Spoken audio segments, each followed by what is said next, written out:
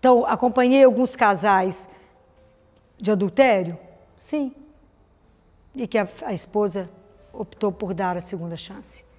A gente zera, tem que zerar. Os casais, é claro que foram acompanhados com sacerdotes, passaram a entender que aqui é missa diária, passaram a entender que aqui é vida de família, de oração. Porque enquanto a gente vai caminhando mais ou menos, a gente fica mais susceptível. Mas se eu posso perdoar e recomeçar, posso perdoar e recomeçar. Conversava esses dias com algumas famílias, porque nessa época de pandemia aconteceu de tudo, né? De tudo. Então, eu posso recomeçar? Eu posso viver o perdão? Posso. É o que Jesus mostra no capítulo 6 de Marcos, 16, 14, quando Jesus ressuscita, que é o último passo, e Jesus, está lá Marcos 16, 14 a 15, finalmente ele se manifestou aos 11 quando estavam à mesa e censurou-lhes a incredulidade e a dureza de coração, porque não haviam dado crédito aos que o tinha visto ressuscitado. Então, quando Jesus encontrou com os discípulos que negaram, que foram embora, Jesus fez algum discurso com eles? Falou, você me largou, hein? Você, hein, Pedro? Jesus fez isso? Não. Jesus censurou, o coração de vocês está muito duro, vocês estão muito incrédulos. Mas Jesus não foi além disso.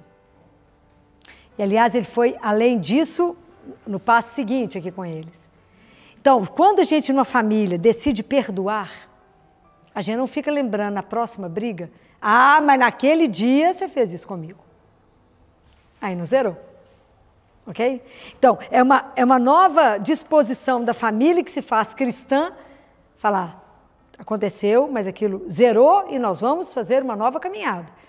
Porque não estamos aqui falando de famílias perfeitas, estamos falando de famílias em construção, de famílias a caminho, que decidiram colocar como grande companheiro de caminhada Jesus.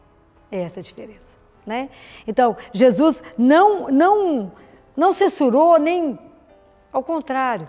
Ele pegou a fragilidade desses homens analfabetos. Imagina quem que Jesus pegou, aquela turma de pescador, e falou, depois que ele falou que eles tinham sido de coração duro, ele falou no versículo 15, e disse-lhes, ide por todo mundo, proclamai o evangelho a toda criatura. Então, é isso que Jesus faz na família. Então, se a família quebra, se a família dá um testemunho anticristão, Jesus pega a sua família, restaura, fala, apesar da fraqueza, apesar de tudo, ide e anuncia que eu sou vivo e que eu posso fazer maravilhas numa família, desde que eu seja o centro, desde que eu seja aquele que vocês vão segurar. Quando o vento bater muito, a gente não olha para o vento. E quantas tempestades a família passa? Eu falo com ele, Jesus, você olha que o vento bate meio muito, aí você não olha para o vento não, olha para ele e fala, está batendo meio muito, Senhor. Mas olhe para o Senhor, não olhe para o vento, porque eu olho para aquele que pode levantar a mão e falar para o vento, cala. É para esse que eu olho. Eu não olho para o vento, eu olho para o Senhor. E é Ele que faz essa mão, Ele que estende a mão e acaba com qualquer dificuldade para nós. Então, é isso entender que, Filó, mas quem é a minha família? A família só existe porque Ele permitiu. E é na sua família, na sua fragilidade, com toda a miséria, que é cada uma das nossas famílias, que Deus quer usar para ser um testemunho vivo no mundo. É isso que a gente tem que entender, que cada família que está aqui reunida, Deus quer pegar essa família e fazer com que essa família seja um sinal de luz nesse mundo tão escuro. Mostrar que é possível uma família viver no amor. Né? Onde a criança chega e a criança percebe. Eu tive uma criança que foi na casa da outra e falou, brincou, virou para o amiguinho e falou, aqui, falou no ouvidinho dele, aqui é sempre calminho assim mesmo? Ou qualquer hora vai sair alguma panela voando. Aqui é calminho assim mesmo? Porque a criança sabe, a criança percebe as coisas. Fala, Senhor, mas nós podemos, na nossa família, ser sinal disso? Sim. Por nós? Não. Mas pelo Senhor que aqui habita. Nós queremos, Senhor, uma caminhada. Mas essa caminhada, todos os dias eu tenho que falar com Jesus. Jesus, eu quero, eu desejo. Se a gente olhar em Lucas, quando Jesus foi à sinagoga aos 12 anos de idade, Jesus ficou. Né? Ele estava numa idade que podia descer com os homens ou com as mulheres. Maria achou que ele estava com José, José achou que ele estava com Maria. Quando chegou lá embaixo, viu que não estava com nenhum dos dois. eles voltaram. Eu fico imaginando que essa deve ter sido uma das maiores angústias dela, né? No caminho. Porque não tinha celular, não tinha como localizar o menino, filho dele, filho do homem perdido, a quem foi dado para cuidar. Eu fico imaginando a angústia que os dois viveram para voltar.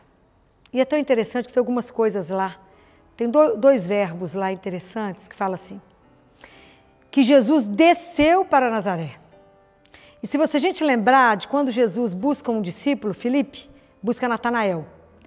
E Filipe fala assim para Natanael, Natanael, eu encontrei aquele que é o Messias. Quem é? Ah, um que veio de Nazaré. Aí Natanael fala assim, de Nazaré pode vir alguma coisa que presta? Então Jesus desceu para Nazaré, porque não tem jeito de ele ter descido mais. Né? Jesus se anulou, ele se aniquilou por amor. Né? Quando eu penso que ele desceu até a Eucaristia. Né? Então assim, é algo, imagina, quando a instituição da Eucaristia, num dos livros místicos, né?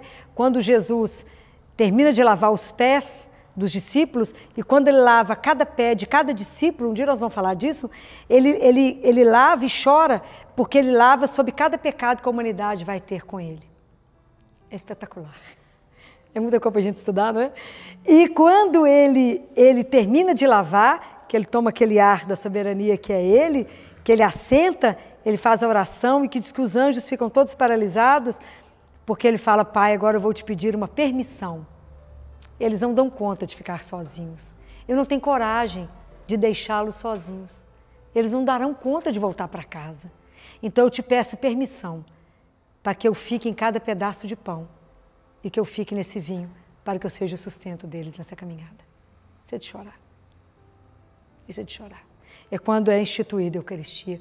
Por isso a gente celebra e a gente não valoriza isso. Ele quis ficar para ser o nosso companheiro de caminhada. Então, ele desce, né? Ele aniquila, o primeiro verbo é esse, ele desceu para Nazaré.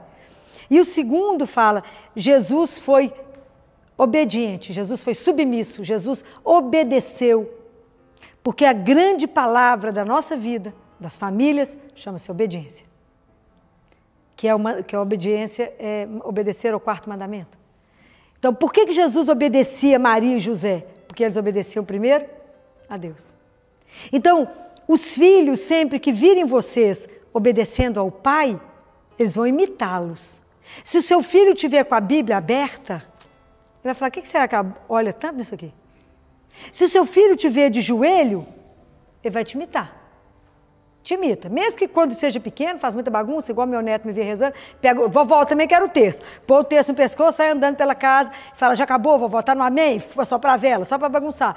Mas sabe que existe um ambiente de ajoelhar. Começa a ajoelhar, de repente está pulando, mas sabe que aquele momento, escuta o sino e fala, é hora do amém, né, vovó? Hora do amém.